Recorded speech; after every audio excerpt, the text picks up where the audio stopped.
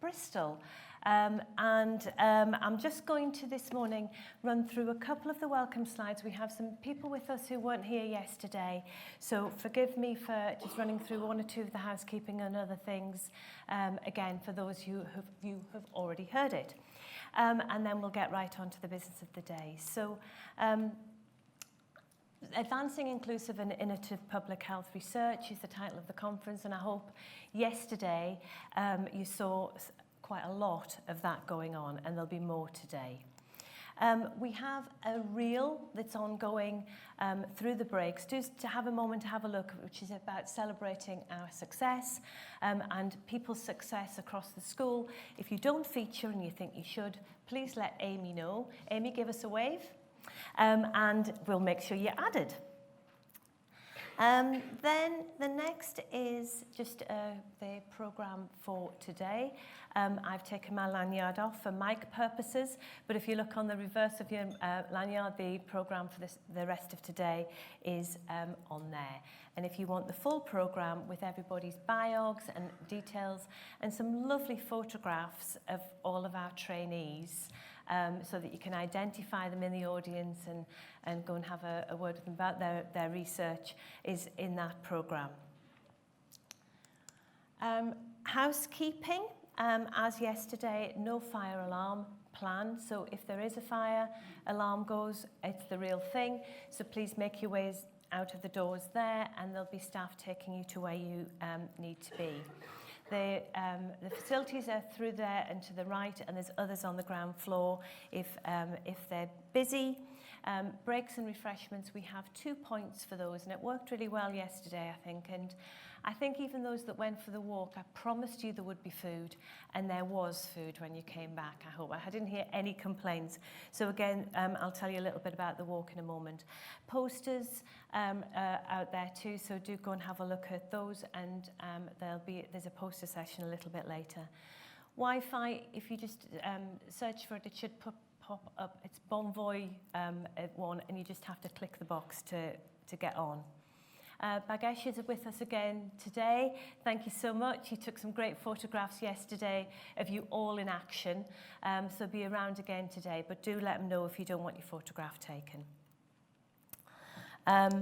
Once again, this is they believe in the magic of walking. May being the national campaign for national walking, and we have another lunchtime walk today, meeting at reception at 1 o'clock. I think this one has been guided by Russ Jago. Russ, give us a wave. There we go. Thank you, Russ. And meet at reception at 1 o'clock, and there will be food when you get back. And then, again, as yesterday, and I don't think I need to say this at all, you all trying to get you to be quiet to stop is a challenge. So really use the time for networking, and visit the posters, and go and talk to the colleagues at the Public Network, and that are there, the Specialist Centre for Public Health, and if you're an ECR particularly, go and talk to them and see how they can help you. And then we've got the SPHR stand. Susan, Amy, how many Keep Cups did we give out yesterday? A lot. There are still some left. We particularly welcome feedback about the content of the meeting. Okay, we won't be in Bristol again in this quinquennium for conference. So it's really about the content and thinking about what you like, what you don't like, what you want to hear more of, and other things that you want in the content of the conference, please. There's a Fabric of Home exhibition out there too. And then Blue Sky and LinkedIn. I mentioned yesterday that we're trying to increase our numbers on Blue Sky and LinkedIn to get back to the 5,000 followers that we have on Twitter, and that's still active, but we're very much looking to transfer. And your Keep Cup. So now I'm moving on to a really lovely part of the conference, where we're going to award some of our commendations, particular awards for different categories. And some people have been nominated, and then there's been a panel to look at these and look at the awards. So I'm going to invite Painame, please, to come up onto the stage, who is going to announce the EDI, the Equality, Diversity and Inclusion Award. Thank you, Ashley. Thanks very much. So we had, excuse me, we had 4 excellent nominations this year, and it was very difficult to choose, but we have a decision. So, runner-up for the EDI award for this year is Rowan Streckfus Davis for his work on the 4S study and recruiting a diverse range of young people for that study. Is he here?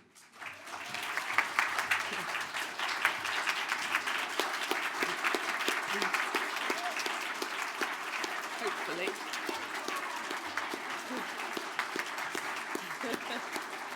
Well done. Congratulations. Thank you. And stay well, because we're going to have some photos in a minute. So thank you. Well done. And the winner this year for the EDI award is Kaya Hurley. Congratulations.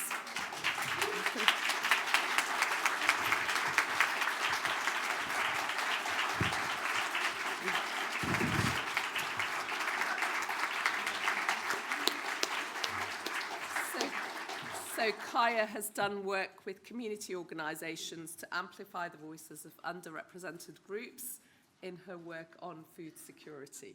So congratulations. Thank you, Painame.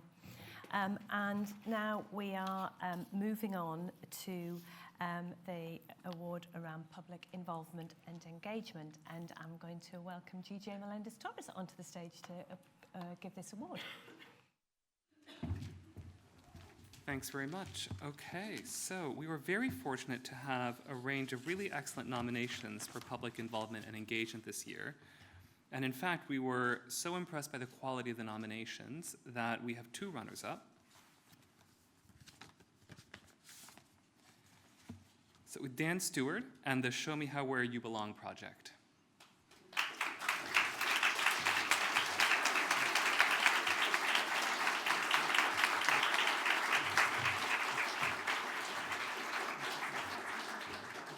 I know, there were 2 runners-up. Yes, you're right. Mixed the projects. Oh, yeah. No. Thank you very much. Oh, here we go. Cheers.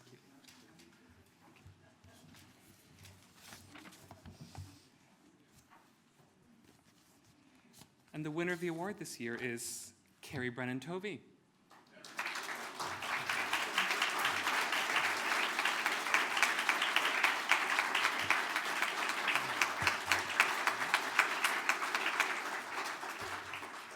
Thank you so much.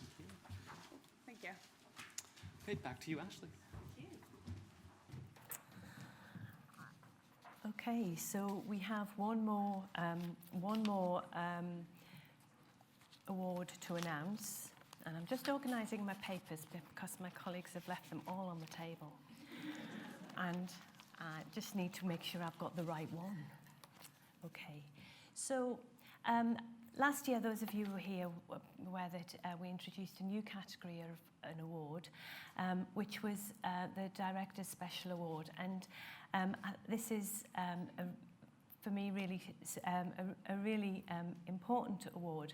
And what we've done here is to look at for individuals who've added value to the school and they've gone above and beyond. So perhaps thinking taking their own initiative or doing something that's to the benefit of the school and the wider community without necessarily being directly related to their work, or perhaps sharing some of their skills. So this year's winner has really gone above and beyond and organised the really successful Creative Methods Public Health Research webinar. And if you haven't seen it, it's absolutely fantastic. So I think we've got a slide for the winner as she comes up, but I would like to welcome Chloe Asker, if she's here, to come onto the stage, please.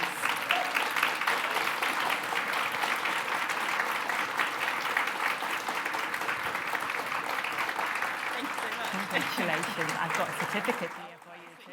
Hold on, hold on.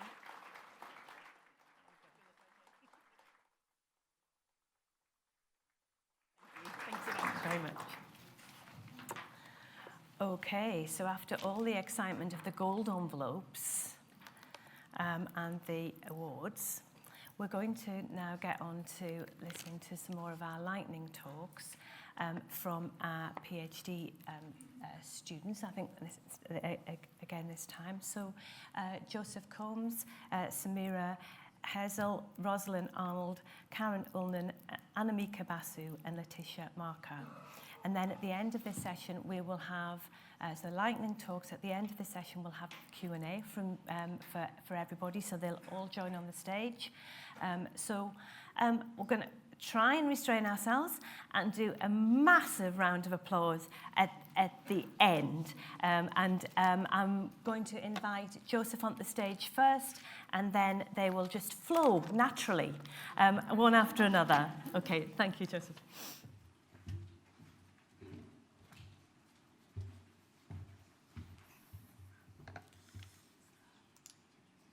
Good morning, everyone. I'm here to talk to you today about the public involvement and engagement work in my PhD project, specifically the primary study, recently called Food for Thought. With this PhD, we've managed to create a young person's public involvement group, and I must say a massive, massive thank you to everybody at Birmingham Youth Service. About a year ago, I was invited to Birmingham Youth Service where there was a completely young person-led event. Through networking, building relationships, young people expressed some interest in my project, which is around what secondary school pupils eat and how that affects a range of different outcomes, from cognition to mood to attainment to attendance. And my hope was maybe to meet with them a couple of times, but since building those relationships, as you can see there, we actually meet quarterly now. There's 5 young people in this group, aged 15 to 17. Again, it's very much young person-led. They express an interest in being online in terms of their time, their accessibility, and they're all Birmingham-based. There's a nice quote there from one of the meetings that we've had. So my PhD project actually was built on public and engagement work previously with some pupils, but also teachers as well. So what it told us is that young people potentially are skipping lunches, or if they do eat, they're potentially making not the best choices. So we want to find out more, which is why I formed this young person group. So, as I said previously, we do meet with young people to assess a range, or talk about a range of different issues within school, about their school food. And so far, it's directly helped shape research questions in my primary study, participant information sheets, and also, hopefully in the future, some dissemination. So I'll just point you to our nice word apple on the left that we've created. So some different creative, artistic techniques that we've hopefully have engaged young people throughout this process. And I'm worried about potentially going over time or being bubbles thrown in my face. So I'm going to focus on the first bullet point about reflexivity, which I think is a really important process within the meetings that we've had. So at the start of each meeting, we reflect on what we've discussed in previous meetings, whether that's the one before or the one before that, and then talk about what action that has directly led to. So, for example, I've recently submitted to ethics the participant information sheets. The group looked over it, looking at different wordings. Now that's been submitted, I can directly show the group how their input has directly shaped those participant information sheets. I did speak with them, saying that I'm going to do this in front of everybody here today, and they said, please, please make the slides colourful. So I hope I've done that with peppers and lemons and all different things. And also they said, it'd be nice to have a quote from the group, which is there. Thank you very much for listening.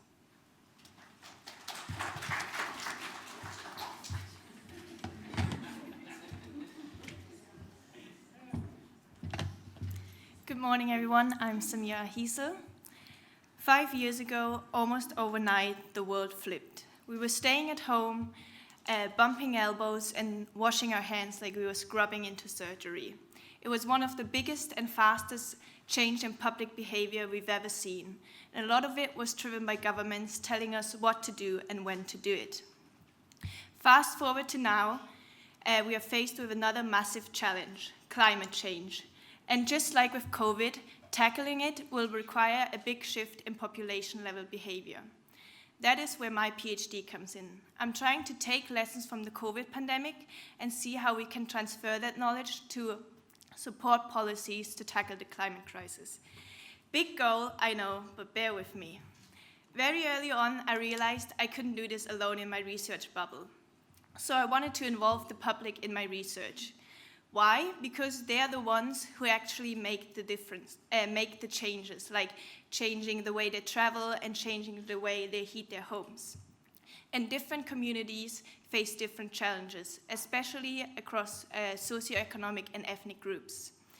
But I've never done public involvement in research before, but luckily my department at Imperial College London have a lot of connections to local communities. So, with help from my colleagues, I was able to establish a public advisory group with 5 people from diverse background and experiences. And you can see us having a meeting in this video here. So they now help me collaborate on my research, and their insights will directly shape future activities, how we share our findings, and even policy conversations. For example, they're currently collaborating with me on a study that assesses the effectiveness of behavior change policy in tackling the climate crisis and how the public actually experiences these policies. But we didn't stop there. We are also collaborating with behavioral experts from Durham University, and I take the recommendations and suggestions from the public advisory group back to these experts, and we are assessing how we can design our studies, keeping their feedback in mind. But here's the thing, I can do the research, the public can share their lived experience, and experts can fine-tune the study design, but if policymakers aren't involved, the research might never leave the lab. So the next big milestone is involving people who can actually make things happen. I'm planning to involve people from the Department for Energy Security and Net Zero and collaborate with them on policy-focused research. In the end, this is what co-producing knowledge in my PhD looks like. Public opinions, expert minds, and decision makers all working together. I'm learning so much from these different perspectives, and I'm excited to keep growing on my journey of involvement in research. Thank you so much for listening, and if you have any tips of involving policymakers, do come find me and let me know.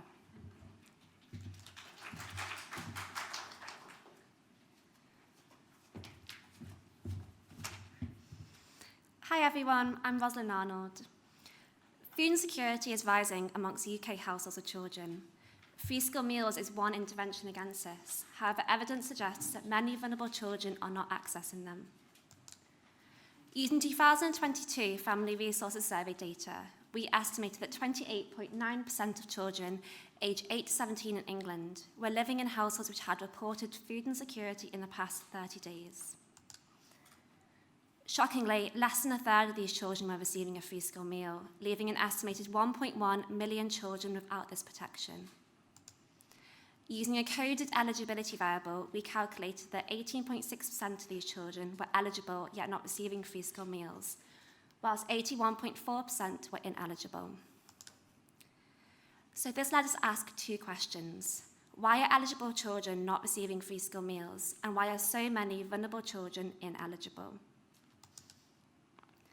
To answer this, we conducted a regression analysis predicting food insecurity amongst children not receiving free school meals, and then non-uptake amongst eligible children living in food insecure households. So being eligible for free school meals was initially a strong predictor of food insecurity, however went insignificant after adjustment. This suggests that whilst eligibility is identifying need, the current thresholds are too narrow to capture all vulnerable children. Being in receipt of benefits was a strong independent predictor, making a clear case for the expansion of eligibility to all families on benefits regardless of income. Other predictors, such as ethnicity and disabilities, reflect the broader structural inequalities. These remain significant after adjustment, highlighting the limitations of using income and benefits alone as markers of need for eligibility. So when we turned to non-uptake, we found that older children, children in the South, and children in families without a disability were significantly less likely to take up free school meals despite being eligible, highlighting the complexity surrounding this issue.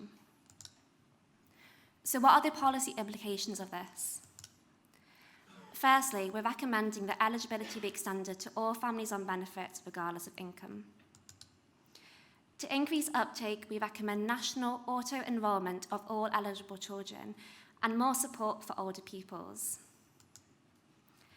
However, these are short-term recommendations.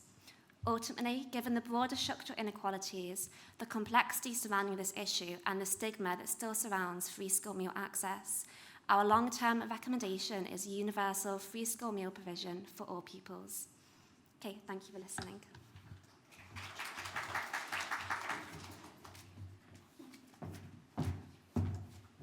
Good morning. My name is Karen, and today I'm going to be talking to you, trying to answer the question of whether we should move our UK food policy from being based on the HFSS model to being based on the UPF model.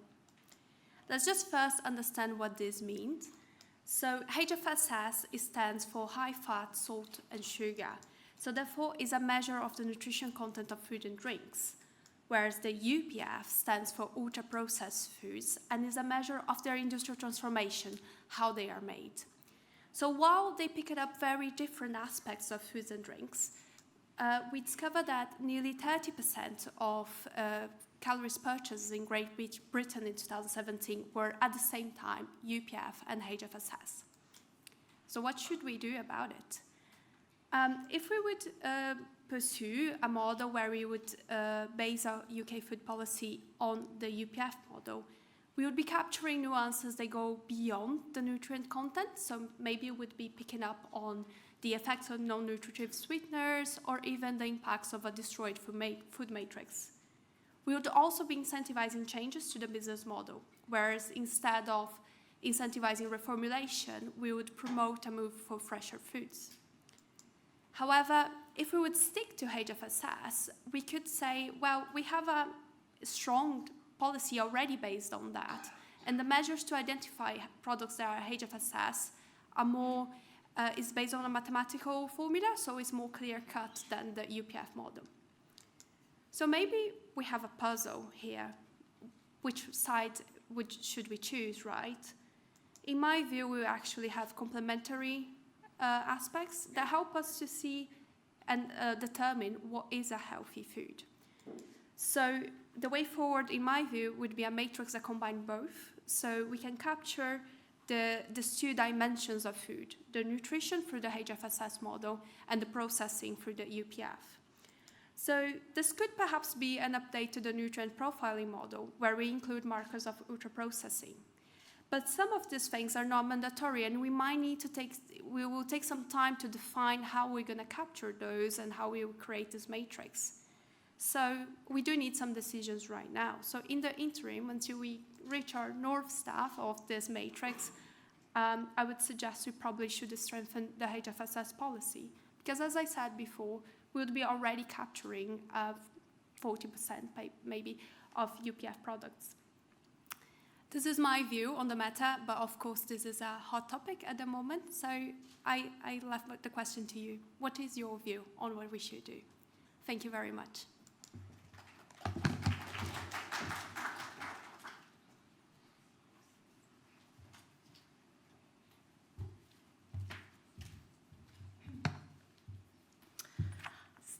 Hi everyone, I'm Anamika Basu. I'm a part-time PhD student at SPHR looking at the influence of the digital food environment on young people.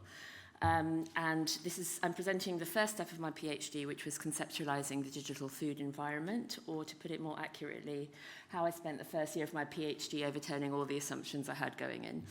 So the first question was, what is the digital food environment? And it should be easy to answer, I thought. We have a good understanding of the food environment at this point. The digital isn't that new. And who has even got a work stream on the digital food environment? But what I found was that there were so many terms and frameworks being thrown around, and there was no consistency or consensus between any of them. What else? I always thought of the digital as something that you went to, that you go to, like a digital tourist. You go online. But actually, current thinking now shows it's something we're immersed in, whether it's through health trackers or notifications. It's embedded in the everyday. The richness of digital activities, young people activity online is often measured using screen time, but it's a very blunt tool, and it can capture activities as wide-ranging as watching a recipe video to watching an extremely unhealthy viral food challenge. We're also stuck in a dichotomy of saying it's the end of the world with digital versus it's our saviour. But the reality, it's rooted in where you are. So if you experience a lot of privileges, it enhances those for you. But if you experience inequalities, it also widens those for you. And lastly, is it even that new? And this was the most heartbreaking. Influencers sounded so exciting and new, but actually celebrity endorsements are very old. And a lot of online interactions are rooted in how we have always interacted on a very sort of tribal level. So how was I going to capture all of this? I was distraught, but this is where the closest I could come to. This is the food environment for a young person, and the digital is like an extension of that. It's wide and overcomes lots of geographical boundaries, but if you look closely, you can follow the snail trail to the original, and it is familiar. But ultimately, these were academic arguments because we're not talking to young people, which is why my study will look at using co-production and ethnographic methods to really see the perspectives of young people, of their food in their online and offline lives from their perspective. And lastly, personal takeaway, we're all working it out as we go along. This is probably going to change by the end. It's not perfect, and I have to live with that, but that's okay because we're all in the same boat. Thank you very much.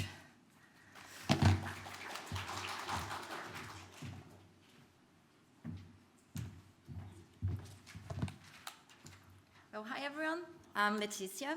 Well, climate change is a critical issue to the planet, and it can bring many consequences and damaging consequences to human health. In order to face this threat, local action must be taken by local authorities and local governments. And these actions can be related to climate mitigation. So for example, they can aim to reduce the greenhouse gas emission, or they can focus in increasing local resilience when they aim to improve the local areas in order to deal with the consequences of climate change, or they can combine both mitigation and increasing local resilience. In the past years, we saw many projects related to climate change being implemented across the globe, like the use of electric vehicles and the construction of solar and wind farms. But how can local authorities and local governments know that the projects that they are planning to implement in their local areas are in accordance with climate mitigation and local resilience, and that they will not lead to health issues? So this is what I plan to investigate in a scoping review as part of my PhD. So the aim of this review is to map tools that can be used by local governments during the design and redesign of local projects to support the decision-making, planning, and/or strategic thinking on how to mitigate the climate and health impacts or increase the local resilience to climate change-related outcomes. So these tools, they need to be interactive. For example, the local areas need to input their own data, and they need to create unique results for each area or project. Additionally, they need to have the potential to assess the economical, environmental, and/or social impact of the projects on climate change-related outcomes, so for example, flooding, and on human health. Right now, we are finalizing the search strategy, and soon we're gonna start the screening process. Thank you.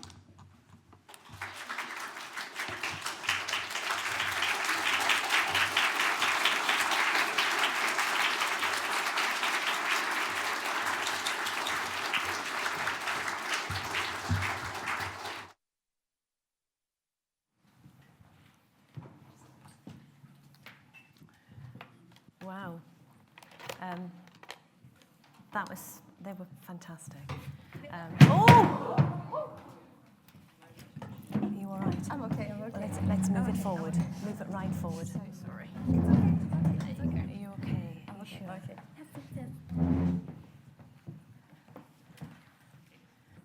Gosh, I thought those lightning talks couldn't be upstaged. Well done. Okay, on that note, I think we might move straight into some Q&A. Questions for everybody. I know we'll have some questions on Slido and questions from the audience. So thank you. I'll take it. Florence, please. And they were all really interesting. I just have a question for Rosalyn. which was, you mentioned that one of your recommendations was around making free school meals available to everyone who's entitled to benefits. And I just wondered whether you included child benefit in that, because obviously that does include some quite high earners as well. So I was just interested in your perspective. I haven't actually looked into that yet. I think my recommendation at the moment, so in March, the free school meal eligibility has been limited to only those on universal credit. So anyone on legacy benefits has been taken away from that now. So I think at the moment probably, I don't know, it's an interesting question. I think it would be interesting to look into the different benefits. Child benefits was excluded at the moment from my analysis because, like I said, it can be open to those on higher earners. But it would be interesting, like secondary analysis, to look into specific benefits to see if I could, make that recommendation a bit more specific. Thank you. Thank you. So I've got one question on Slido from Judy Kidger. For Joseph. Joseph, how did you recruit the young people and make sure that you were being inclusive? Yeah, it's a really good question. It's a massive shout out and thank you to Birmingham Youth Service. I did put a lot of time and effort into building those relationships. So it wasn't just a case of young person, please join me, please join me. It was about getting to know the youth service, getting to know the organisation. I also think the environment that's created within those online meetings are really inclusive. So, for example, if they want to describe their school food as, should we say, another word that's not rubbish, that's also sort of not promoted, but allowed within the sort of the framework that we like to create of sort of respect as well.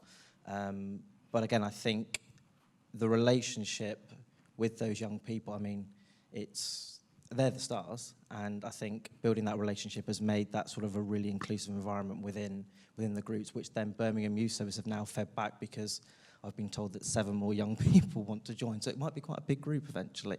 But yeah, I think answering your question, if it does, the sort of the relationship building aspect has been really important for that. While you have the mic, can I take Chair's prerogative and ask you another question?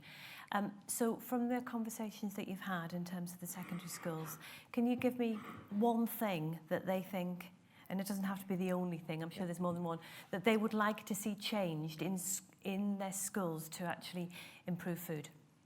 Picking one, actually, that's tough.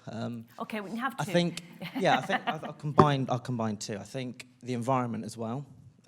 You know, there's a lot of talk around standing up in corridors, eating their lunch. They want to be with their friends, want to be with their mates, have that social connection.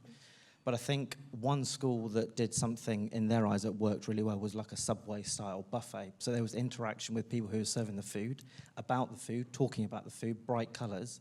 They could also talk to their mates about what they were going to have and then go and sit in an environment where they could eat their lunch together. Sounds really simple, but actually it's not happening that often. Yeah. Great, thank you. Any more questions from the floor? Okay, I'll move to Slido. Okay, for Karen, could you say a little bit more about the climate impact and implications of UFP versus high-fat, salt and sugar food? So this is part of my analysis that I'll be incorporating now to understand products that are UPF and are HFSS, and products that are UPF and are not HFSS. So just to be more practical, so the vegan products like burgers and vegan other substitutes, plant-based drinks, they most of them would be classified as UPF, so that's where the problem is. So this is kind of the second step I'm moving forward now to separate these products, the animal-based, the plant-based, the meat version versus the plant-based version, and then assessing their impacts and also if that has any inequality aspect on it. Sorry, this sounds super complicated. I hope confusing to say, but I hope I answer your question. This is something that hopefully next ASM I'll be able to be talking more about. So while you've got the mic, I'm going to ask you a question too. I think this is, you're working in an area that's got high profile but also highly contested. You mentioned that one way forward for now would be to strengthen the high fat, salt and sugar policy. So how would you do that? What would you suggest in terms of strengthening that for immediate action? I think sorry, if we think about like the soft drinks industry levy, it was watered down quite a lot. You know, the taxation should have been 20%, and I think ended up at 10%. Milk-based products like milkshakes were excluded. So I think if we actually make, say, that one policy stronger, we would have, you know, better outcomes.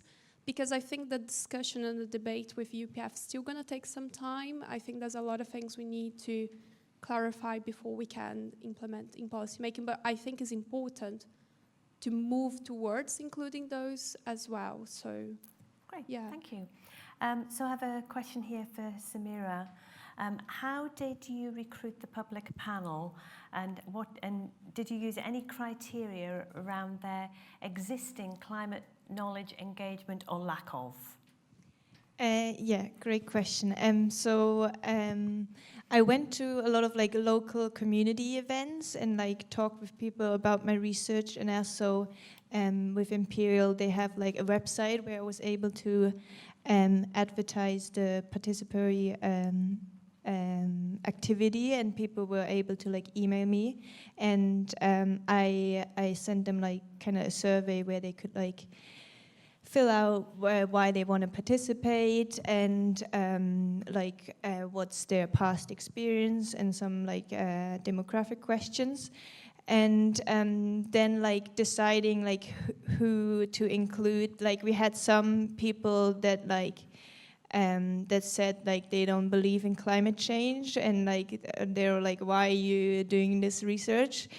And we were like debating including them in the public advisory group, because like it is part of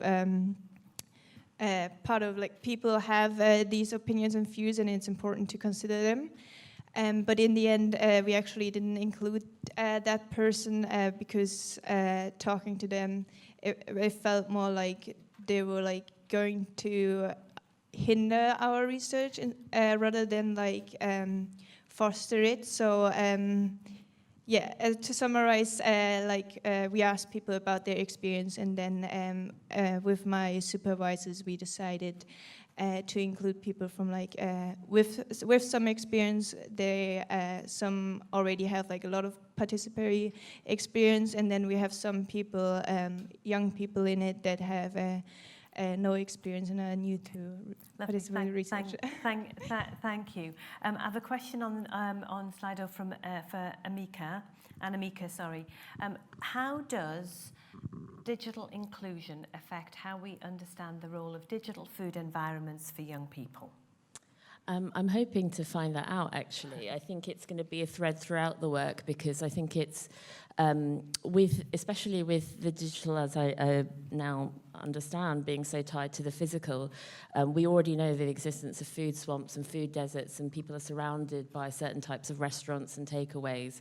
They're already at sort of backstep, and I suspect what we'll find is that the digital sort of widens that inequality in terms of, you know, what takeaways you've got access to, what kinds of what kind of advertising you're exposed to. And there's been research already that shows that the geographical is linked in terms of what you're shown online. Hopefully I will explore that as a thread throughout the work. Great, thank you. And I'm going to ask one very quick question for Leticia. In terms of that resilience and the local authority, and what response are you getting? And I'm going to ask you to be brief. What response are you getting from local authorities? On the scoping review? Yes. Have you got? Is there anything in there about how they've actually taken on that sort of climate resilience? So for the scoping review, we're still trying to understand how they are doing it, but they are definitely talking about it and how they can improve this local resilience and be more prepared for that. So it's a topic on their radar. Yes. Well, that's a good place to start. Yeah. Okay, can we just thank all of our speakers again? Thank you, and please use the step going off the stage. Thank you.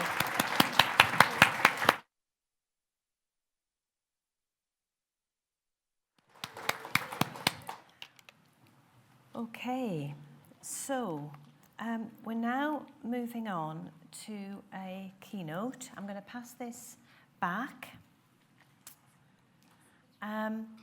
And the keynote for our session now is one of our members of ResNet, and he's an early career researcher, who we had a number of abstracts submitted, and from those they were judged, and we had one of those chosen to give a keynote. Now, this was something we did last year, and you all very much enjoyed. So we're very much looking forward to welcoming Dr. Florence Darling. Now, Florence had a bit of an intro yesterday when Russ Jago presented, because Florence's work is around the HAF project Florence worked as a postdoctoral researcher on the HAF project, and you heard a little bit about that yesterday. And your background, I think you did your ESRC-funded PhD in sociology at Newcastle, and then obviously you've been working at Durham to do the HAF project, and now is the research lead in the Health Determinants Research Collaboration at Gateshead City Council. So moving around and sharing your skills, and now you're going to share your keynote with us. So you're really welcome. Florence.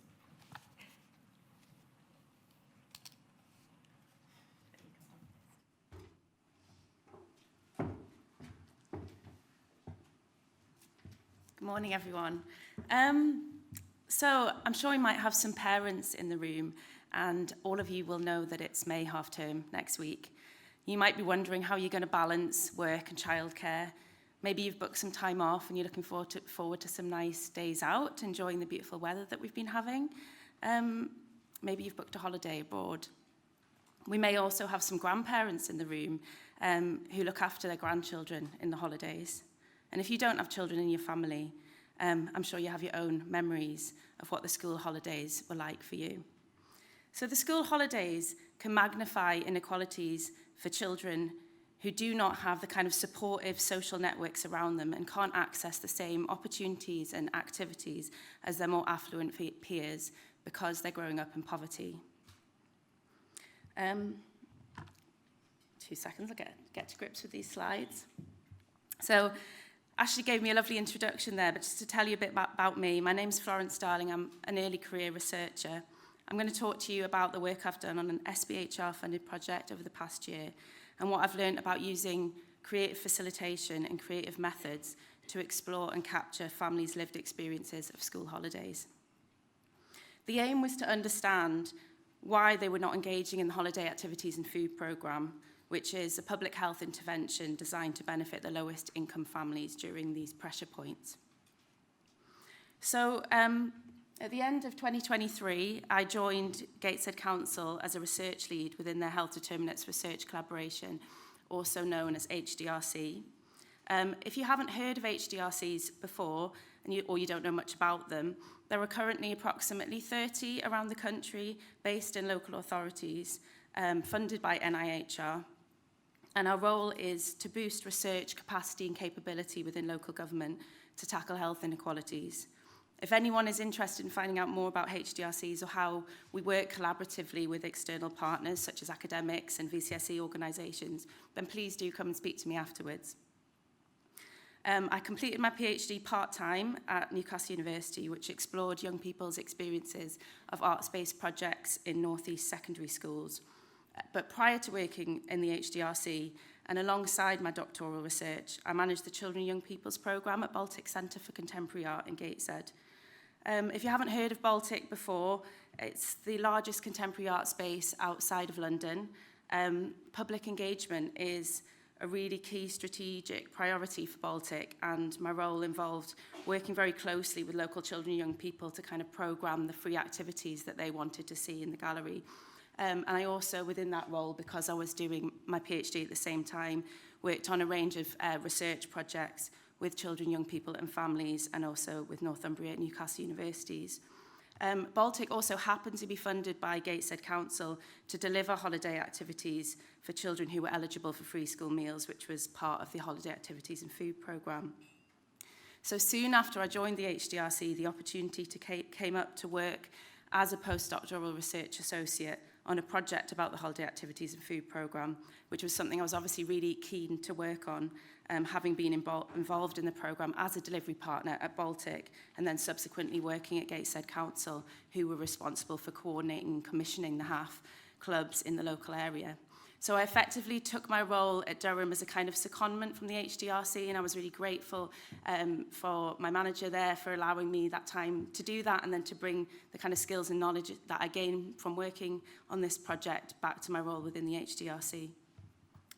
So I'll just briefly tell you about the overarching project. So you may, so obviously you might have heard Russ and Marie talk about this yesterday. So HAF is an acronym for Holiday Activities and Food. It refers to a Department for Education funded initiative to provide children who are eligible for free school meals with enriching activities and healthy food during the main school holiday periods. And this is done by giving funding to local authorities, who then allocate funding to a range of community providers. So the HAF Define project was a national study to produce good practice recommendations for the programme. But for the purposes of this talk, I'm really homing in on work package 2 in the middle there, which was about engaging with families who are not using this intervention, and to use creative methods to not only understand why, but also to gain a better understanding of their lived experiences of the school holidays. At this point, though, I just want to acknowledge the research team that I was working within, several of whom are in the room. We were working across Bristol University, the University of Birmingham, and obviously Fuse. And we all kind of supported and worked on the different work strands, and the work that I'm discussing was very much collaborative in nature. But in terms of the context for the research, 4.3 million children in this country are growing up in poverty. Of these children, 2.1 million of them are in receipt of free school meals based on their family income. However, while HAF exists to support these children during school holiday periods when they don't have access to the structures and activities and opportunities that are provided to them through their school, only around 20% of these children made use of last year's summer HAF programme. So whilst previous evaluations of the HAF programme have focused on those that were taking part, this research was about engaging with families who are entitled to means-tested free school meals but aren't currently attending HAF clubs. And that included families who had never heard of HAF before, didn't know what it was, as well as some families who'd maybe tried attending a HAF club and then chosen not to return. It can be challenging to engage people in research about a topic that they have no experience of. The way we framed this research was to make it not primarily about why families weren't attending HAF clubs, with the implication being that they were doing something wrong. What we were actually trying to do is explore their lived experiences of the school holidays and the kind of options that were available to them and the factors that influence how they spend that out of school time. And we wanted to try using different methods that hadn't been used in research on this topic before. So why use creative methods? This is certainly not an exhaustive list of why someone might use creative methods, but just in relation to this project, they kind of aligned with this asset-based approach that we were taking, because we developed activities that enabled participants to share what was valuable to them and gave them a kind of sense of control over how they shared their stories and experiences. We also wanted to engage with children who are aged 7 to 11 years old, as that's the kind of main target audience for HAF, and their caregivers. So creative methods provided opportunities for children and adults to work collaboratively with each other, and that prompted dialogue between participants, which was an important aspect. And they can also enable participants to express ideas and experiences that are difficult to articulate verbally. And another really important aspect of that is metaphor, really, and how it can be used as a kind of cognitive tool to get people to think about things in different ways. And I'll talk a bit more about that when I come to discussing the methods in more detail. So how did we recruit families? Our starting point was really to look very closely at the criteria for means-tested free school meals, which Rosalyn obviously touched on in her talk just now. And whilst for most people it relates to the benefits that you're entitled to, so things like job seekers allowance, universal credit, it also includes those who have no recourse to public funds, which means someone who's subject to immigration control. And that really made us start to think about the kind of additional challenges that some families might be facing in both knowing what was available to them, but also how to access it. And we thought about the types of services that might be working with these families, so things like food banks and community centres and that kind of thing. And we did know that schools would be a good route to recruit participants as well, because they obviously had the data about who was receiving free school meals. But we were also conscious that those children who were not attending mainstream school, for example, because they'd been excluded or were persistently absent, may be less likely or able to be signposted to these kind of out-of-school activities. So as a research team working across the 3 different sites, we had a kind of shared planning document where we pooled all our ideas. And it was a real advantage working as part of a national team where we all had our kind of local knowledge that we could draw from about the types of organisations working with families on low incomes. So you'll see from this table that we recruited 37 children and 22 caregivers to take part in 7 workshops in total. I say caregiver because whilst it was mostly mothers, we did have some dads, some stepdads, and also a grandmother who was a kinship carer as well. 2 workshops took place in Northeast schools. We had workshops in a community centre, in a food aid organisation in the Midlands, and also a hostel providing temporary accommodation for families. And in Bristol, the workshops were delivered in partnership with an organisation that provides alternative education for children who can't attend mainstream school. And our approach was to work really closely with these different organisations, meeting them in person in the first instance, building relationships with them, and really valuing the in-depth knowledge that they had about the families that they work with. The VCSE organisations were paid a fee, and I think it's important to acknowledge that. That was to cover staff, admin time, support, food, room hire, and participant transport. When we were working with the schools, we were really kind of led by them in terms of what they thought would work around their kind of school day and their school timetables. In one school, they had someone who was in a family support kind of role, and that was a really great person to link up with. She knew the families really well. She recommended that we do the workshops first thing in the morning when they were already at school dropping the children off, so she could, if they'd forgotten about the research workshop, she could just go outside and say, oh, remember we're doing this thing this morning, and just pull them in. She also said that she thought the families would value a Greg's lunch at the end, so that's what we did. We all had a Greg's lunch together after the workshop. And in another school, the catering team made some really delicious homemade tray bakes for everyone when they came in, and that was a lovely touch because that's what they thought would be nice for their families. So getting these kind of organisations on board and working in partnership with them as organisations who these families really trusted was really essential to our recruitment strategy. So we wanted to run 2 workshops ideally, and the workshops would take place kind of a few days to a week apart. And the reason for that is we'd kind of built a bit of flexibility in the plan, and we wanted a chance to get to know the families and respond to what their needs were and maybe change things up. But in reality, the majority of our participants said that they just wanted to attend 1 workshop, apart from in one instance where we were able to run 2. We just did 1 extended workshop with them. And whilst that wasn't ideal, it was more important for us that we did what was right for our participants. It was really important that the workshops took place at a time when questions about the school holidays would be relevant. So they were organised either during the last 2 weeks of the summer term in relation to the schools or during the school holidays for all of the other organisations. In preparation for delivering these workshops, members of the research team from each of the 3 sites attended some creative facilitation training.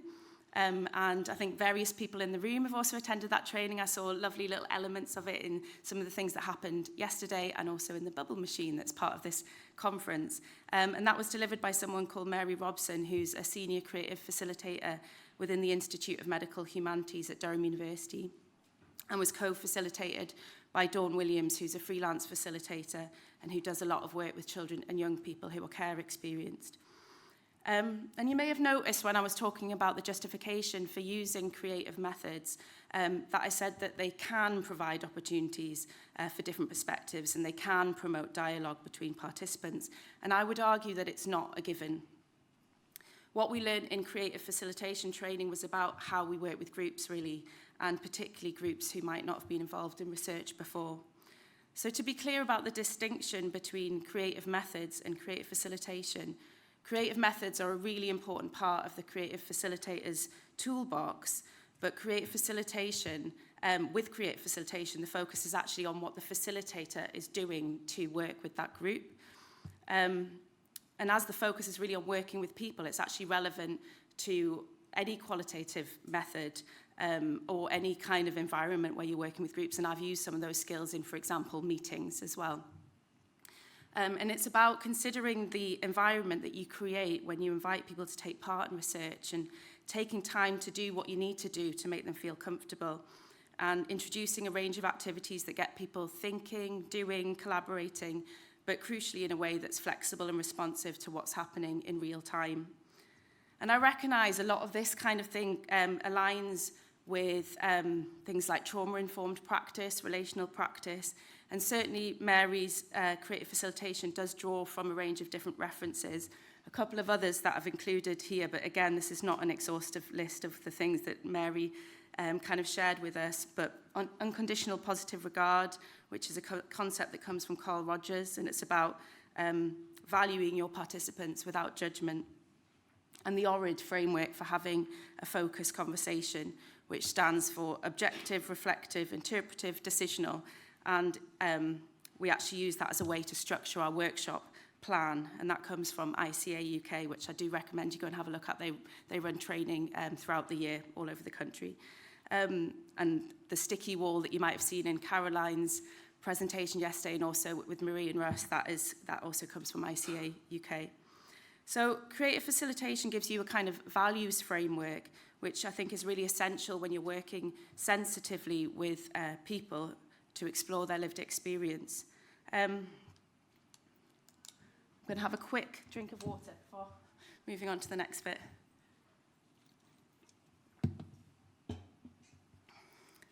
So we had 3 main activities that we facilitated in the workshops. This was the first one, and it was called Handy Connections. And we asked children and their caregivers to draw around each other's hands. We instructed them to use their non-dominant hand.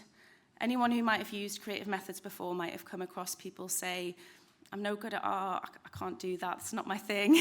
And it was very deliberate to get people to draw with the hand that they didn't use usually, because everybody's drawings were a bit wobbly and imperfect, and it kind of set the tone that we weren't there to judge their drawing skills. So on each finger, each participant wrote something they liked doing in the school holidays, and on their thumb they wrote the thing that they liked doing best. And then everyone cut out their hands and we stuck them on a big piece of paper, either on the floor or on the wall. People shared what they'd written, and then they drew connections between everybody else's hands. So when they found that someone had said something the same or similar, they were making those connections. So it was a bit like doing a kind of collaborative thematic analysis in the room, and these conversations were audio recorded. Next, we gave each family a blank map, and we ordered these especially. They were high quality, nice paper, with a little key in the corner, and that was another way of valuing and respecting our participants. And we initially kind of introduced the activity by talking about the metaphor of maps. So, for example, they show where you are and where you're going. And then each family was asked to draw a map of their summer holidays. And as they were making, we talked about the way that some maps have symbols and different colours that represent different things, and the families kind of incorporated those into their maps. And then at the end, they shared what they'd made with the rest of the group. And again, these descriptions were audio recorded. And that was really important because we were kind of using auteur theory. So when we came to analysing these images, so we were really emphasising what the participant was saying they were trying to communicate in their image rather than us analysing them separately afterwards. So these audio recordings of their descriptions were really crucial in the analysis stage. And then finally, in separate groups this time, so we separated children and adults, we made the game of Snakes and Ladders. Now, Snakes and Ladders is obviously a really well-known game, and it was a reference that both adults and children understood and related to. But also, as someone from a sociology background, it was a really useful metaphor for the kind of role of structural constraints and agency and what families are able to do. So the children's group were asked to design the board by drawing on squares all of the things they wanted to do in the school holidays and then ordering them from the least to the most popular. And then separately, in another group, adults discussed and created ladders. So you can see the picture on this side, which were all the things that helped them to have a positive experience in school holidays, and snakes, which were the things that got in the way. And then to end the workshop, we put the board together and played the game as a whole group with counters and dice. So in terms of the data we collected, we had 3 different types of visuals there, as well as the transcripts of the workshops. And we used thematic analysis across those data types to draw out similarities and differences across the different settings and geographical areas. But in the process of pulling out these broad themes, we felt we were losing something of the nuance of family lives and contexts. So we did a kind of another layer of analysis, which was about looking at what each family had produced. So their hands, their maps, their snakes and ladders, and their transcripts. And we used those to create family stories or vignettes. And I'm going to share a couple of those with you now. But I'm going to have a drink of water first.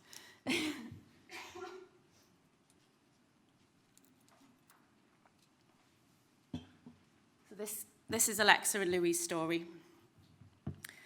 Alexa is a full-time carer to her partner, Louis' dad, who has poor mental health and doesn't leave the house. This means she's unable to work. Alexa struggled with questions about the school holidays, repeatedly saying, "I don't do anything." When Alexa and Louis created a map to visually represent their experience of the school holidays, they drew an island surrounded by choppy seas, where the experience of mother and child were represented as 2 distinct and separate sides. Apart from visit family, there was no discussion and no imagery that represented any activities that the family did together.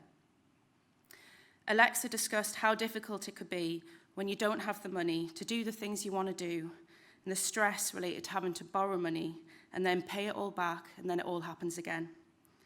Alexa found it very difficult to think of anything that she does beyond her caring responsibilities, drawing the house as the main element of her side of the island and saying that she would be looking after everyone, which included making sure her partner takes his medication, cleaning, shopping, taking care of the other children, and visiting older relatives. Alexa said her mother lives in a nearby town, and whilst Alexa and the children visit her sometimes, she doesn't give Alexa any support with childcare. Alexa said her family are self-centred, they only think about themselves. When asked what he would be doing during the summer holidays, Louis said, "Babysitting my dad." Alexa explained that the family don't have a car, and her daughter has an appointment at a hospital that takes several hours to get to on public transport, so Louis will be left at home with his dad, who requires care. When Louis was asked what he would most like to do in the holidays, he said, "Eat," and he drew a burger. He said, "I'm going to draw a massive X next to my house to represent my Xbox." Alexa said of Louis, "He just gets bullied by people," which meant she felt anxious whenever he was away from her. Alexa explained that she doesn't trust anyone to look after her son because of his heart condition. It's taken a long time, but it's only been recently that she felt he's safe at school and that his teachers would know what to do in an emergency. She said, "When he's at school, they follow everything I would do." When taking part in the Snakes and Ladders activity, Alexa talked to another parent about how your frame of mind affects what you're able to do and the feelings of guilt when you can't do something or you don't allow your child to do something because of your anxiety. In response, Alexa and another parent wrote, "Good people, youth workers, family and friends on a ladder as something that would help them do the things they wanted to do in the school holidays. This is Joe and Evie. So Evie is 10 and lives with her stepdad, Joe, her mum and her 2 younger sisters in the rural area of northeast England. During the holidays, the family enjoys trips away together to caravan sites and taking their dog for a walk in the woods near their house. They also like to spend time with their wider family, particularly Joe's brother, who has children of a similar age. And Evie also spends time with her biological dad during the school holidays. Joe said, "My middle daughter, she's autistic as well, so it's really hard some days. It just never ends, and I've got knee help." Joe and Evie's map was a big heart filled with smaller hearts representing the things they care about: our family, woods, park. And referring to the map, Joe said, "In the middle we've got our home because it's everybody's favourite place." Joe wanted to do activities in the school holiday that includes the whole family, as he struggled to find activities that were appropriate for all 3 of his children. You can't split yourself into 3. We've got 3 kids, 3 girls, and because of the age gaps, they can't all be together all the time, he said. Joe said he valued time together during the school holidays and he wished he had more of it. In the past, he'd signed 2 of his girls up for free holiday clubs through local churches, but they'd had to attend 2 different locations because of their different ages. And when he was 5 minutes late to pick one of the girls up, his daughter was told she couldn't go back the following day. And I thought, well, sod it, I'm not going to take her. Joe felt that he wasn't always aware of the things the family could access. In the past, there'd been a community centre in their housing estate that would give out flyers and put up posters about family trips and activities, but it had closed down. He said, "I went all the time. I loved it." He felt that the closure of places like the community centre had made the family more isolated. "I just think there's no sense of community anymore. I feel like a stranger in my own town sometimes," he said. He also said, "I would appreciate an email or something, or a text, or a leaflet through the door just to say this is happening, come along. I know there's been a lot of stuff I've missed out on because of not knowing." Joe also felt that his daughter's school could do more to signpost the family to opportunities and services. I'm not going to do Jenny and Thea's whole story, but their map was a lovely, they used the kind of metaphor of a constellation of planets and stars and moons to represent the sort of social support network that was around them. So yeah, and Jenny's real argument was that she didn't need half clubs, she didn't want to go to half clubs, but she would love to see alternative forms of support for families on a low income.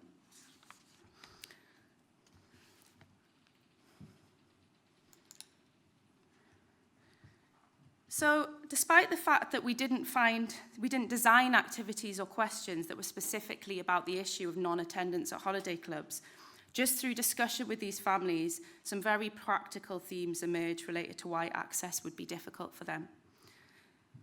So things like the available spaces in their area, families who had more than one child, issues with the booking process, language barriers.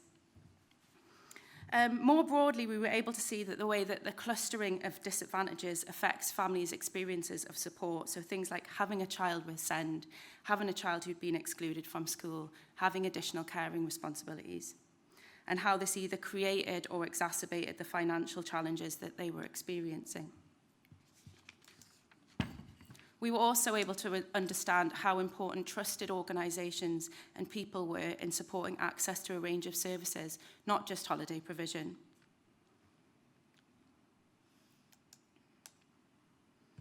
And importantly, it was also clear that the holiday activities model was not right for some families, many of whom wanted to spend time together in the school holidays and have a break from getting their children up and out in the morning. This quote from Jenny really summarises this. She says, "If you've got money, you've got the freedom to do what you want with who you want. When you're poor, which is me, you get what you're given and you go where you're told." So in terms of the original intention, in terms of the original intention of engaging with new perspectives and insights on the HAF programme, introducing these different methods and techniques absolutely did that, but I will acknowledge that it came with some challenges. So creative methods can be messy and unpredictable, and you never quite know how participants will engage with them. But I think really thinking through the decisions that we make as facilitators can make a huge difference to how participants experience the methods that you're introducing. There's a need for ongoing training and reflection, because if you're used to working in quite a structured way, the kind of flexibility and responsiveness that's required in creative facilitation can feel quite uncomfortable. We also found that there could be a bit of a tension between the practical elements of doing research and the values of creative facilitation.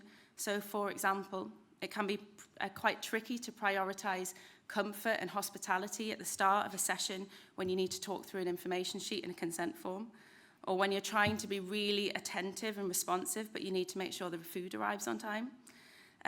We found that co-facilitating with 2 or more people really helped with some of these challenges.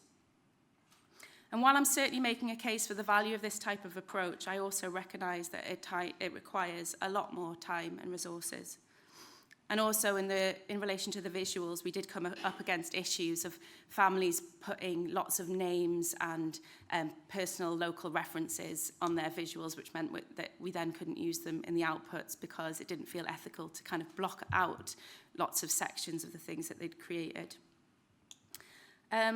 But to conclude with the positives, through this research, we were able to engage with lots of people who'd never been involved in research before, and previous evaluations of the HAF programme hadn't been able to reach eligible families who were not taking part. The workshops were generally a really lovely atmosphere, and we observed some special moments of connection between children and parents, but also across different families, as the activities kind of enabled them to find things that they had in common, and we gave them the space to discuss those further. So an example of that was the work we did in Bristol, and families being able to meet other families who had had a child excluded from school and giving them the space to kind of talk to each other about their experiences. And at the end of the workshops, lots of families told us that they'd had a really lovely time, which it was really important to me to get that feedback. And we gained a greater understanding of school holiday experiences, including but also beyond why they weren't attending holiday clubs. And finally, as a group of researchers working across the country, having all taken part in this creative facilitation training and then putting it into action on this project, we've created a kind of community of practice, and I really hope to work collaboratively with them again on future research projects using the skills we've developed. Thank you, and I'm very happy to take any questions.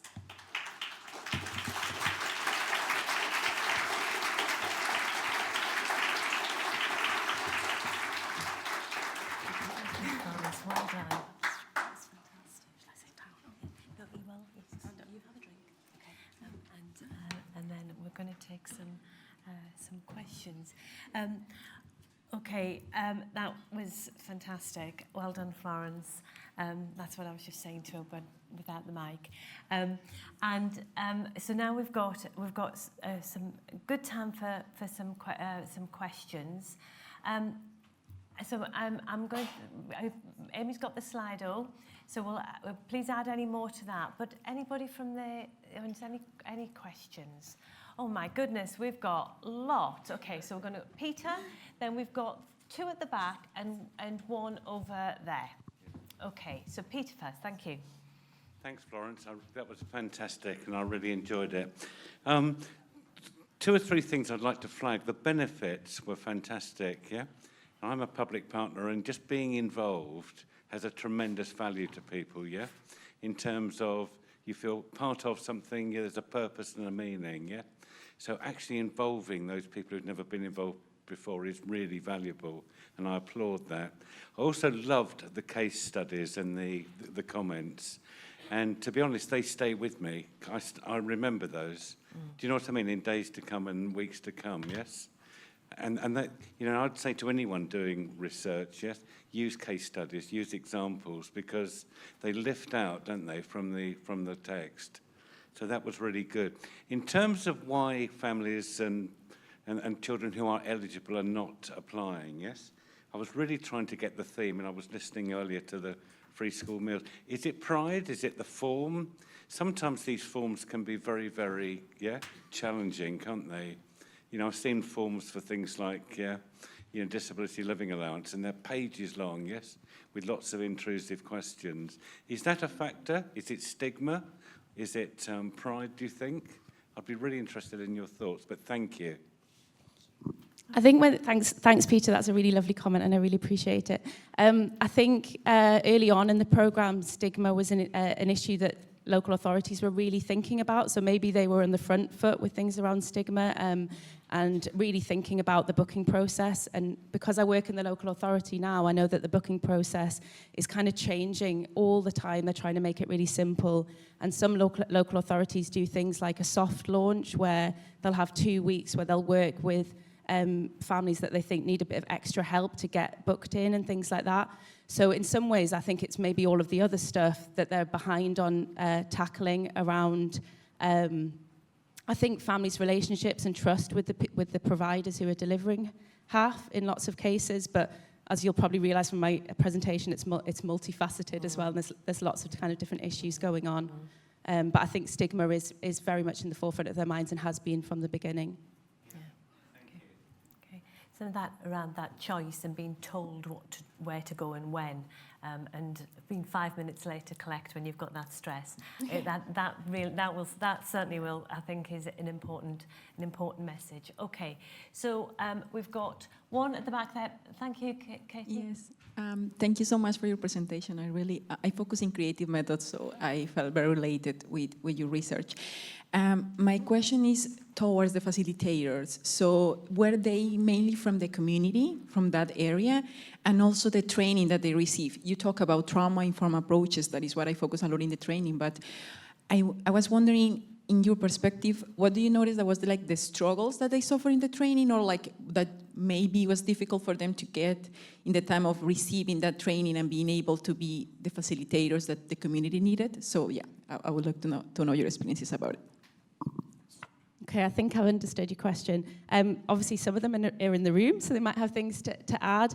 But so in terms of who delivered the workshops in different areas, people delivered them generally in the area where they were living and working. So our researchers from Bristol delivered the ones in Bristol. I did the ones in the Northeast. I also had the creative facilitators who delivered the training, delivering with me in the Northeast, which was really fantastic to have kind of their support with that. But I think for the researchers who were delivering the workshops in Birmingham and Bristol, they didn't have those facilitators with them, so I don't know whether they feel like they had extra challenges. I think the kind of feedback that we were getting was sort of what I said around the sort of messiness of it and worrying that, am I getting the right data? If they've gone off and they're talking about something they want to talk about, are we actually getting an answer to the question? And I think kind of like that sort of reassurance when you're not using a very structured kind of set of questions. But I think it's about confidence, and it's also about experience, which is why I really hope to do more kind of work in this area, because I think we'll be able to grow it and improve it every time. Okay, we've got a number of questions on Slido, but I'm going to take one more from the floor and then a few from Slido. So where are we next? Thank you. I really enjoyed the creative methods that were illustrated, so thanks for that. However, it felt, in terms of the public that were involved in your research, it was more on a participatory level rather than being involved in the planning and delivery of the workshops. And you did touch on co-facilitation, and like the lady before sort of asked, and I'm asking, were those co-facilitators made up of members of the public, perhaps with lived experience, so that when the workshops were delivered, it felt more involved, in that you were bridging the divide between public participation and public involvement? Thank you. Yeah, it's a great question. It would have been really fantastic. So we had obviously a parent, child and practice advisory group for the whole Have to Find project. So that was national, and for example, the parent group was all online, spread around the country, so the kind of practicalities of them being co-facilitators wasn't possible on this particular project, but I think would be fantastic on future projects. Yeah. Great, thank you. So we'll take a couple from online.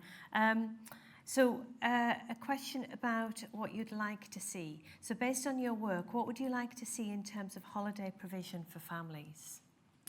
Yeah, so I think what I would like to see is not the kind of detextualizing of holiday periods from the rest of children's lives. I think we need to see children's lives happening all year round, and the holiday activities and food programme being part of that. And what I mean by that is, for example, we saw in other work packages that some of the most well-attended clubs were ones who are, for example, youth provision, that are running youth clubs all year round, and then they use the half funding to deliver extra sessions in the holidays. So those families know that provision, they trust that provision, and crucially, the staff know those young people and they know what they need. So I think that's what I'd like to see. Great, thank you.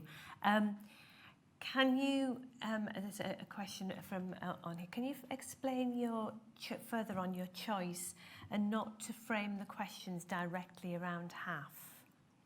I mean, mainly the choice was around thinking, why would somebody want to take part in some research about holiday clubs if they're not going to holiday clubs? So it was I think that was tricky, but also genuinely I was interested. I was interested in their kind of wider experience to look at the issue of whether, so we weren't getting an answer just about why they weren't attending holiday clubs, but get more of a view of what other kind of provision might be useful or appropriate, or whether that size was, that kind of model of half was actually right. Or should there be alternatives alongside of Exactly, that? yeah. So one of the families was just saying, I would much prefer to get, for example, just a voucher to take my family to go bowling, rather than have to turn up and spend time at this local place that I don't want to go to. Right, thank you. There was one more question at the floor, back there. Can we, have we got, oh, sorry, Katie, I didn't realise you'd walk back down. Thank you. I'm Esther from LSHTM. Yeah, another question on kind of the benefits for the participants and the families. And I was wondering, were you able to give them some of the maps and kind of creative pieces that they created, like to take home? And kind of on that, maybe for some families, there might be some ethical issues around that, in terms of some of it was maybe triggering, and then for other families, it would have been a really positive thing to bring home. Yeah, so everybody who wanted to kept their artwork, and we just took photos of it, and lots of people did, and they were really happy with what they'd made together, so that was really nice to see. In terms of it being triggering, we were very careful about doing activities that were really quite positive and celebratory about the things that they cared about, that mattered, and probably the only thing that brought up any negatives was that final Snakes and Ladders activity with the snakes. It was after we'd spent 2 hours doing other things, so we really thought about how we can make people feel kind of comfortable and calm and share in a way that they want to share. So I can't speak for people, but I really hope that it wasn't triggering and upsetting.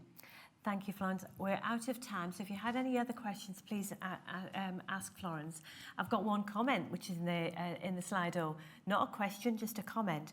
Thank you for sharing your gift of your expertise in qualitative methods, and I think we can all agree with that, so thank you very much. Thank you.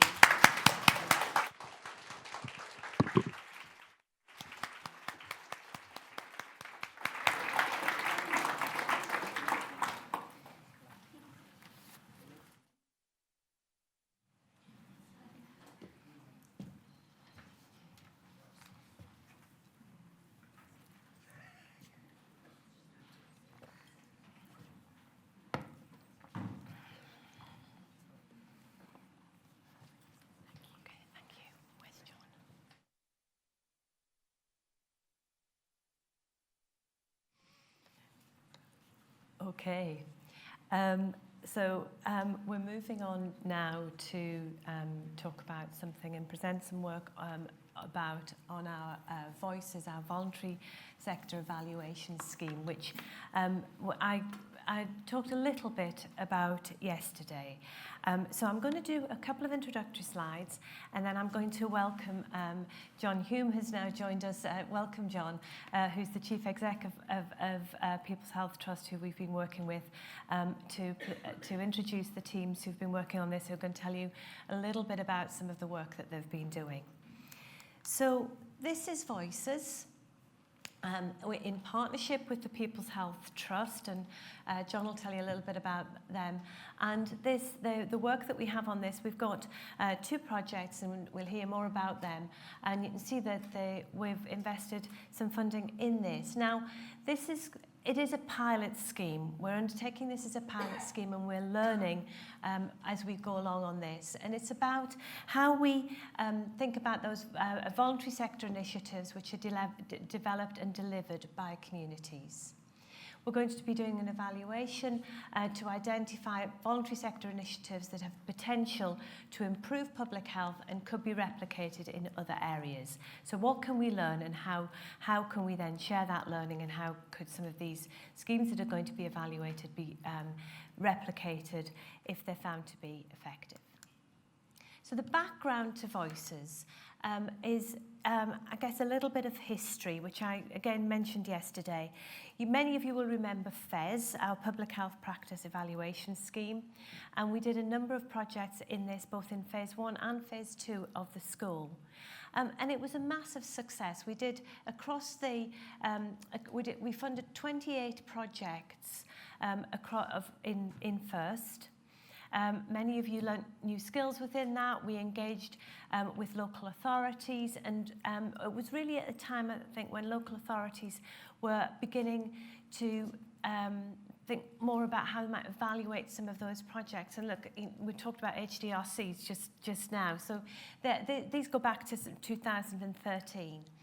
And we reviewed it again in 2017 and then launched it again. Those 28 projects were some of them worked really well. We learned a great deal about them. We learned about working with practice. We worked about learning with local authorities. This is a bit of a historical slide, and you can get this is the old branding of the school. Does anybody remember that? I guess you've just been talking about the branding here. Well, this is what it used to look like. So that's when we launched that scheme. Now, FES was a real success, and it attracted quite a lot of attention, particularly from DHSC and NIHR, and we had a lot of conversations, and that then led to some of the work that we had done in developing that and the processes and how we engage with local authorities was very much the basis for the NIHR Public Health Responsive Study Teams first. And there was originally 4 funded, each to work with 10 projects over a period of, well, initially 3 and then extended to 5. And now there will be 10 first projects that will be first teams, which will be working on projects across. So the investment in this is much greater, and the number of projects that are being evaluated is much greater. And there's quite a lot of this. I don't think it's any accident that there's a lot of people in the School for Public Health Research directly involved in firsts. And that's where that experience of engaging and working with local authorities and understanding where local authorities are coming from means that actually that expertise has been translated. But FIRST is only open to local authorities, and that led us to thinking about, well, okay, what about the voluntary sector? So this is where we started with John Hume, who's a Chief Executive of the People's Health Trust, but he's also a member of our advisory board. And we recognised that this was a new area and maybe fraught with 1 or 2 challenges, and that there's risks, the known and unknown. So we agreed to this pilot. It's a 2-stage, we've had a 2-stage process. The whole evaluation is being, the projects have been evaluated, and you'll hear about that. But the process is being evaluated by Rosalyn Arnold, who is been working with us and has a day-a-week supporting this VoySES scheme, and she's doing a separate independent evaluation of the whole process, so we can learn on this and how we might take it forward in the future. So we've had a 2-stage process in terms of working with the People's Health Trust to work out what the remit was and what the call was going to be, and then actually looking at doing the evaluations themselves. And we're going to hear where that has got to. And this is the where we're at the moment. There's been some interviews with key stakeholders. That's all now complete. And we're on to stage 2 of this evaluation that we're doing of the scheme. But enough of that. I'm going to invite John onto the stage. So if everybody could just join me in welcoming John Hume.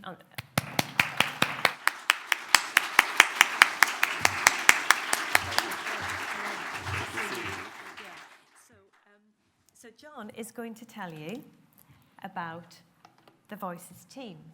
Right. And you've got things there. I'm going to go over there, out of the way. No, I won't. And you're just pressing forward on that. Okay. Thank you very much. It's down here. Yeah, I don't think I've got any. I haven't got any slides, so that's all good. And also, just to say, I might need to change glasses because I've got varifocals and I can neither see to read nor see distance, so that's working out really, really well so far. So just a very brief background about us. We're a national charity working on the social and economic determinants of health. We work in organisations on the ground. We seek very practical solutions for things that people see as fundamental problems, fundamental public health problems. We've worked in about 3,000 different organisations so far. We've delivered about £130 million worth of funding and support into those neighbourhoods across 13 years, and had evaluations which are all on our website for about sort of £5-6 million so far. And then now we've got this one. So I just want to start by talking briefly about what. A few years ago, under a previous government, a minister in a meeting that I was in, when I was talking about very serious, we were talking about very serious public health issue, and what they described, what they came back with us was this was woolly thinking. Well, that's the polite version actually. They described our idea as the Trojan horse of woolly thinking. Which was a really serious answer to a really serious public health problem. And it wasn't because it was woolly at all. It was actually because it was innovative and it was quite different. And it was because it came from the voluntary sector. And I think this can sometimes be the perception of the sector, if I'm honest. I think it's a sector which is perceived to know less, to be less professional, somehow less capable, is useful for getting to people, but is not necessarily the sector that really genuinely gives solutions. Yet it's the voluntary and community sector which is responsible for supporting people through cancer diagnoses, supporting people through suicide ideation, supports people out of poverty, ensures that we have access to natural spaces, supports our children in their education, campaigns freely and fairly on issues, and advocates extensively with government to make things change. So it does this locally, it does it regionally, it does it nationally, it does it internationally. The vast majority of the sector is small, it's not large. The bulk of the money goes into the large, but the vast majority, the number of them, it's very small, comprises small, local, very trusted organisations. And it's a sector that truthfully, most of us, not all of us, but most of us turn to for information, for comfort, and for connection during the pandemic. Now, I say all this because research and evaluation does happen in the sector, it does, but it tends to happen at the larger end of the sector. But there's a lot of really truly innovative public health work, which I think appears to show really great promise going on the ground, but it's never evaluated, and what happens is it closes, and you have a raft of unseen data, you have a raft of unseen stories, and potential policy implications that never ever see the light of day. And what you end up with is people like me on the third round of hearing yet another round of the same kind of thing, thinking, we've seen this before, and where does it actually lead? What does it actually change? Now, I'm a really staunch supporter of the ultimate triumvirate of practitioners, of evidence makers, and of bringers of resources. So those, to me, I think are fundamental mechanisms for change, of fundamental policy change, of systemic change. And practice is brilliant, but without evidence, we don't really understand its efficacy, and we don't understand whether it's causing harm. Evidence is critical, but if it can't be applied, or it doesn't move things further forward, or it's just reframing what we already know, it's really questionable how useful it is. Its utility becomes questionable. So when we heard from School for Public Health Research that they were considering an evaluation programme, building on the back of FES, honestly, it was probably one of the best announcements I've had. It was one of my best advisory board meetings, that's for sure. I was definitely beaming about that. And the team at SPHR have been fantastic, highly collaborative. You know, Ashley's talked about evaluating the process. I think this is going to be a really important part of it. They worked with us to understand how such a pilot could work.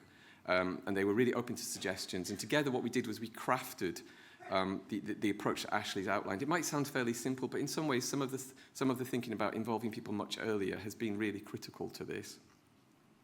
And what it's allowed us to do, People's Health Trust as an organisation, is it's allowed us to put forward two very critical programmes. Young People Work and Mental Health, which was one programme, and Discrimination and Health. We were going to do these anyway, but what was holding us back was how are we going to actually understand what their impact is?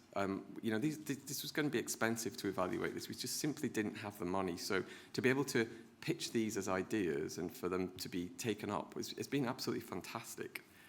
And these ideas come out of we have a network of organisations, a really strong network of around 600 organisations who are our early warning system.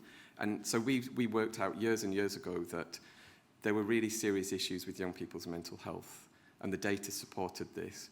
And we also knew that discrimination was affecting people's health, and the data was thinner on this, but we knew it was affecting people's health. And the practice on the ground indicated that it really was a problem, that this discrimination was. And what it's meant is that we could take these ideas and we could start doing something with them as a result of this programme. Otherwise, all we would be running is a practitioner programme on the ground without the evidence. So we've been able to work with the SPHR teams, Exeter, Sheffield, Lancaster, Imperial, to do the lit reviews effectively in this early stage, to see if what we're hearing on the ground is borne out in the data, and that's been really quite interesting to hear that. But it's not just about the lit review, it's actually been about taking some of the concepts. So the agenda for this was set by people locally, but what's the design of the programme and the development of it has come about as a result of this collaboration. So what we did in the early stages has really influenced the design of the programme. That design's then checked back with communities. All of it chimed really well with them. They were all really happy with it. They thought that's exactly what we want to see. So somehow we hit that sweet spot with this. And I think it's by working in this particular way. So, you know, bringing the teams in early has really helped us to focus in, really hyper-focus in on the gaps. What are the gaps in the evidence? What are the gaps in the practice? How do the two things come together? And they aren't just mechanistic pieces of research for us. You know, absolutely this is a pilot. So on trial is the voluntary and community sector in public health outcomes and this whole approach. I get that, absolutely. That's how it should be. We need evidence that it works. But ultimately, what we're trying to provide as an organisation in this is alternative ways of people accessing good work, which could really have a very positive impact on 1 million young people who are not in education, employment and training today. I mean, that is an astonishing, outstanding number of young people. And the reasons for this are often bidirectional, but it's associated with having poor work that gives them really terrible mental health, and their mental health prevents them getting into work in the first place. So, and we're also, as part of this, really hoping to understand the very pernicious, everyday and lifetime discrimination that really gets under the skin of people, of racialized communities, of disabled people, of LGBTQ plus communities, of women, and try and work out what are some of the very real systemic answers to this, not just reframing of the problem. We know there's a problem. And it's not to support, we're not here to relieve on these programs. We're here to endure, but we're here to find answers to it. You know, and those answers might be difficult, but that's what we're here to do. So, you know, in short, these for us are very real public health issues, which we are extremely excited to work with SPHR on. And government and the media seem to agree with us on this. So we've made the headlines again with the Young People's Programme, which has been fantastic. We've got more interviews coming up and some really keen interest across this. We've had meetings with DWP, with Department for Education, who've approached us, with the HSC, who've approached us. We've got further meetings in the pipeline on it. And I'm honestly telling you, in no small part, that is due to our association with the school. That's absolutely the case, because these are world-class evaluators, and we can say that in public health. And that's really, and it's helped us with our corporate partners as well, who are also really interested in it. In fact, I think I'm doing quite a lot of brand ambassador work at the moment, so that's another string going on. So I just want to end, before I pass over to Lois, just to say a really sincere thank you to the school for this, and to the evaluation colleagues in schools that I've already mentioned. Some people are sitting here already, and thank you very much to you. Especially, I want to thank Ashley, Rona, Susan, and Bronya, and also Katie, who was Bronya's predecessor, because this wasn't an easy thing to do, but it has worked really well on.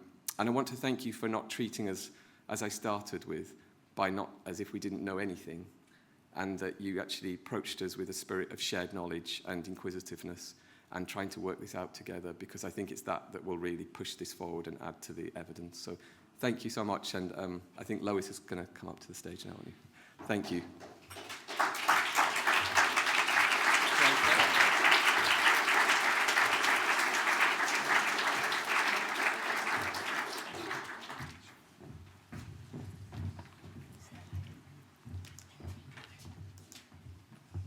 Okay, thanks, John. That was a great introduction. So I'm actually joined here by Deborah and also Katie from one of the organisations who are doing these projects for discrimination in health. And I'm actually, before I start talking about that evaluation, going to hand over to Katie to say a little bit about their project so you get an idea of the kind of work that we'll be evaluating in this programme. Katie. Thank you. Yes, I'm Katie. I run an organisation called Bristol Women's Voice. We are a influence and voice organisation. Our role is to make sure that when decisions are made in the city, that they take account of socially and economically marginalised women's voices. We do three things. We celebrate, we connect, and we campaign. We're really small and kind of quite a grassroots organisation, so we do a lot of work in communities, particularly those that are disadvantaged, from community centres in more disadvantaged areas, listening to women, connecting with women, finding out what holds them back from equality. And particularly, older women have been talking to us, and by that we mean women over 55, which isn't actually that old. So women over, and we recognise there's lots of decades within that. So women over 55 have been talking to us about the ways in which they feel like invisibilised and dismissed and belittled, particularly when it comes to, trying to engage with the health profession. I think Freud and his kind of women's hysteria still has an awful lot to answer for across the health profession. And I think that what we know is the intersections between sexism and ageism are really strong when it comes to health. Women live longer, they live longer in ill health, they are disproportionately disabled, and also the impact of things like caring and the disproportionate poverty. So of course the intersections with race and economic well-being are really strong as well. And I think it's interesting, there's some King's College research that points to the fact of tackling gender inequality or gender discrimination in and of itself supports the mental health of women, in particular in middle and older ages. And so I think there's real value in, well, of course there's real value at coming at sort of systemic health inequalities with a gendered lens on it. And of course that's what women have been telling us that they want.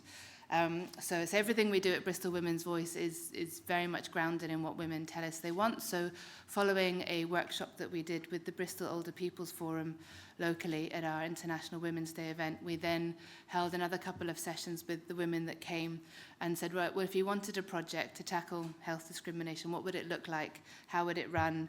And so we've co-designed a project. They don't want us to do it for them, but what they want is for a space to be brought together. They want social space. They want space to be kind of guided and supported into influencing forums, they want training on leadership. They want kind of to understand where to have their voices heard. They want to do campaigns. They want to share the leadership of that group, and they want to meet regularly. So yeah, they co-designed a project model, and we submitted an application, and we're really excited to be initiating this.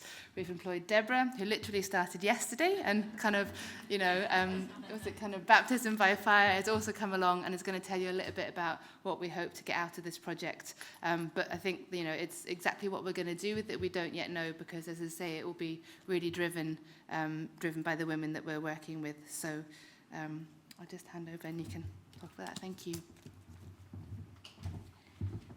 thank you. I'd like to say I feel very privileged being asked to speak today. I say second day in role.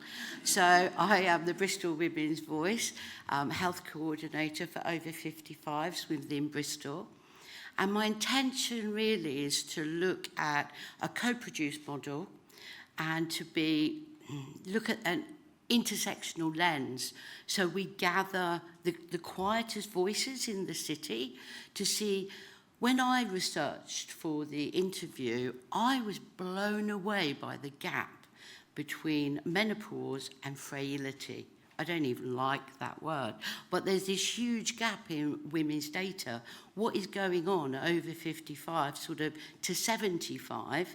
I'm hoping to start looking at that, having a lens on what women want. I will be the facilitator, but the project will belong to women in Bristol. So could I say what's going to come out of that right now? No, because it's going to be guided. But I'm really, really looking forward to getting to know the women, getting to know what they want, and to equip them with leadership skills so they can feel confident to influence policy going forward, especially post-project. I'm keen for women to start to influence beyond roles and change the narrative for 55 plus women in Bristol. Thank you.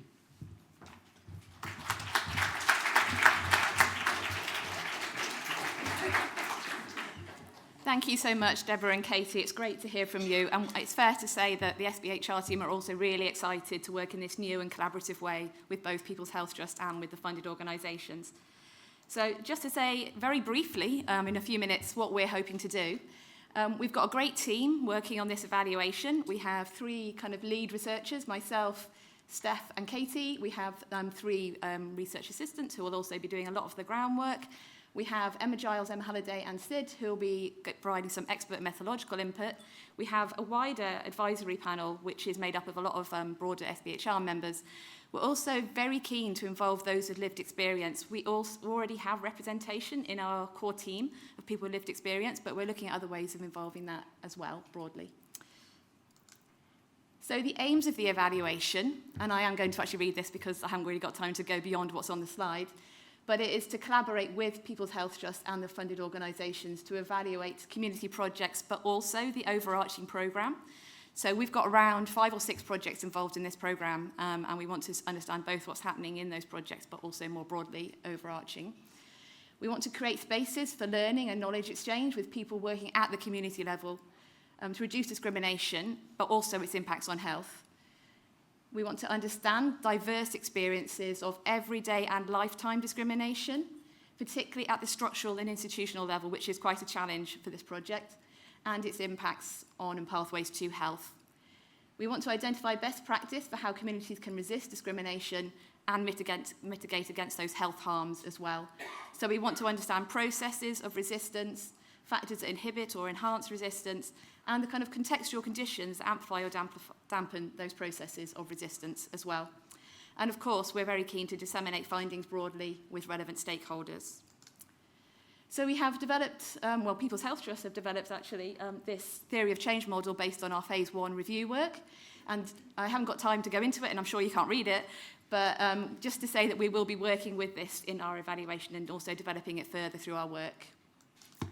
So the methods, we're taking what we're calling a kind of comparative case study approach, drawing on both systems and empowerment perspectives. We're doing a series of in-depth case studies with around 3 projects, and then we'll do a lighter touch approach with the remaining projects. We're co-designing approaches right now with those funded organisations, offering a range of different potential data generation methods, including participatory systems mapping, timeline interviews and focus groups with people with lived experience, media and document analysis. We're also exploring existing data around kind of validated measures of discrimination, health and intermediate outcomes. We're looking for any cost data that we can capture, and we're also looking at refining that theory of change as we go along as well.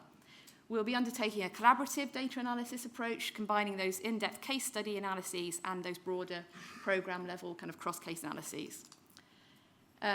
Just to say that we're kind of obviously aware that there's a lot of different stakeholders that we're working with. So we're looking to kind of reflect on, what can be learned for community organisations in terms of their practice, funders in terms of what kind of initiatives they should be looking to support, and also decision makers at national and local level. And also to raise awareness of these kind of emancipatory and community-led approaches more broadly as well. And just before I finish, to say these are the kind of broad sort of phases of the project. We're in phase 2 at the moment, so we're co-developing those evaluative approaches. We'll soon be moving into the kind of main data collection analysis phase before going on to dissemination and knowledge exchange. And I better move on because we're running out of time. Thank you.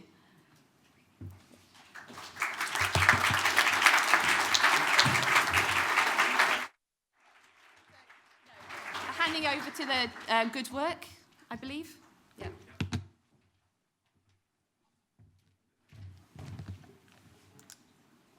Hello, thank you. Truly delighted to be here. I'm very new to this type of event and to this partnership as well, which is a pilot in itself. And also, I'm very new to this project team, multidisciplinary, across 3 universities. And this is how we look like. So in case you have any questions, I think there were quite a few of us in the room yesterday. So there will be hopefully again today if you have any follow-up questions. And I thought it may be helpful to give you a little bit of background about this piece of work and what the good work for young people mental health is.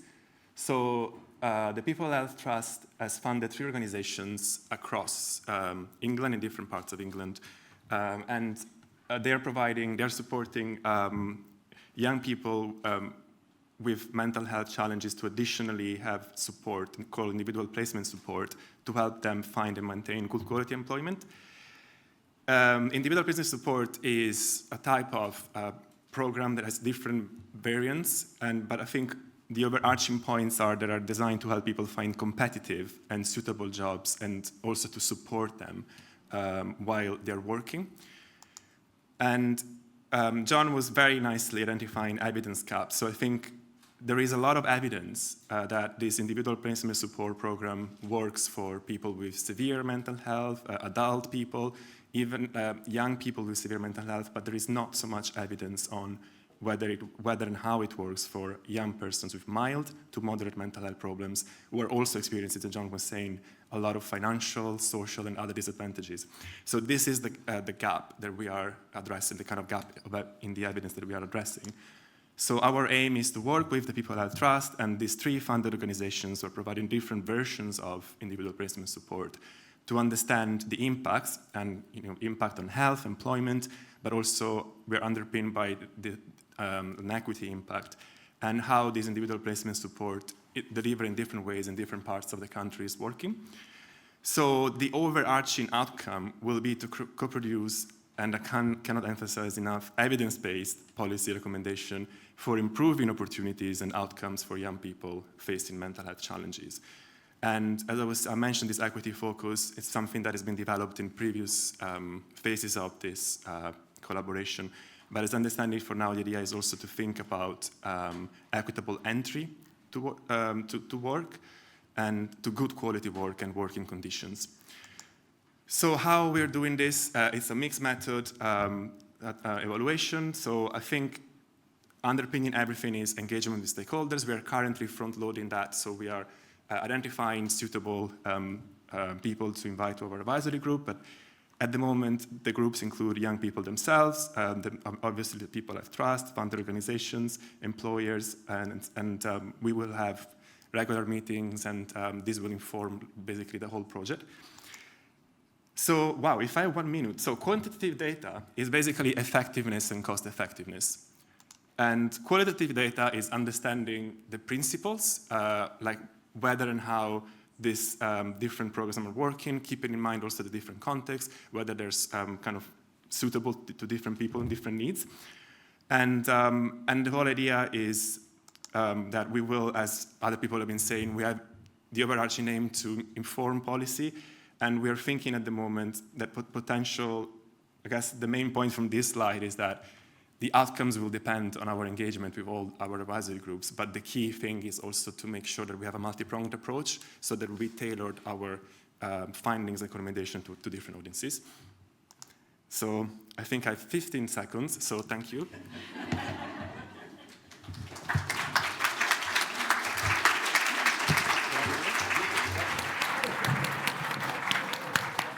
Oh, well done. Can I invite Lois and her colleagues back onto the stage, please? And we've got just a short amount of time for questions before we go into our refreshment break.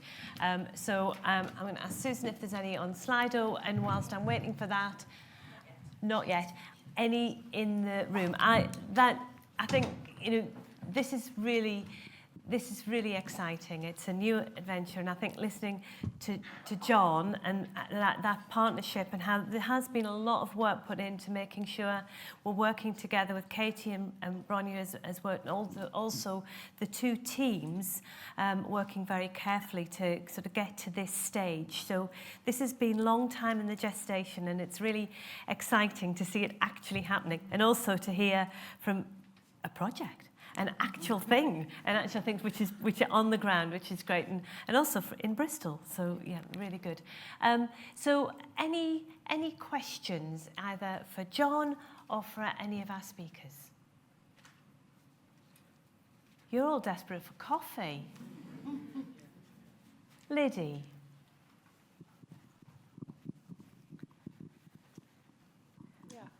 Thank you, and yeah, just to echo what other people have said, and I think a lot of people are thinking in the room that this is going to be really exciting, and we're all going to learn a great deal from this collaboration. But I guess one of my concerns, I mean, given that these relationships are really, really important, and sometimes the findings of evaluations are really very uncomfortable, you know, when people are putting so much of themselves into projects, to listen to other people who may be outsiders coming and maybe suggesting that you're not having the impact that you feel you are. I could imagine that that's going to be really, really difficult, and I wondered how much thought had been given to how the findings are going to be shared with everybody. Perhaps I can very briefly say that in my experience, even if something doesn't work, it means saving money. So it can be uncomfortable, but it means stop doing things that are not working. Yeah, I would agree. I mean, we're very used to hearing really uncomfortable things about our programs because they're complicated, right? We're talking about really complex interventions, and they are difficult. But one of the things why we've consistently evaluated our programs is because we want to hear that independent voice. Just because we've had a good idea, just because the communities have had a good idea, doesn't mean to say that it's working. And in fact, sometimes the evidence shows that whilst it looks like it works on the ground, what it does is it can improve well-being but harm health. And that's a really interesting tension that you've then got to work out. So yeah, we have to think about that. We have to think about particularly how it's presented back to communities, because that is the harder part of it, that you're presenting something back which is not also trashing what they've done, but is saying you're contributing to something, but there are elements of it that you can adjust at this point, change, and modify. But I agree that all evidence is useful, so we don't mind the difficult stuff. Okay, maybe just a quick perspective from Yeah, I think we have to evaluate our work all the time for funders, and we kind of gather data that's asked for. But we amount to 3 full-time women when you put us all together. We don't have time to do proper in-depth analysis, and I have a bit of research in my background. And so for us, I think as an organisation, we're incredibly excited to have actual evaluation and research that's going to go into what we do, because it's our role at Bristol Women's Voice is to impact policy and practice in the city. And until you actually get that particular policy change or that practice change, there can be a feeling of what's the impact of what we're doing? Because we're not here to do support work. We're here to have, kind of an action on discrimination, and that's between what we do and actually achieving that. There's quite a big gap. And I'm looking forward to the research that tells us what is and what isn't working and where we can change. So I think kind of obviously we know women talk to us about the, you know, how we make them feel and the difference we make in their individual lives. However, it will be. I'm open to the feedback that actually what we're doing could be tweaked and improved for bigger impact. Okay, thank you so much. I think to hear that from all perspectives is really helpful. And also, I think what I'd quite like to do is just wish everybody a whole lot of luck. And we look forward to hearing you come back again next year to tell us more and how the work is progressing. But thank you to John, People's Health Trust, and also to the teams who are doing the evaluation, but also to the project. So thank you all for being up here today.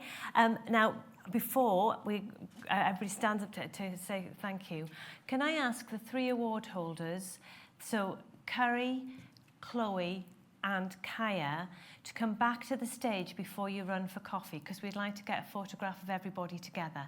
Right, now that I've had that before you all start clapping, can we just say thank you very much to all of our presenters. Thank you.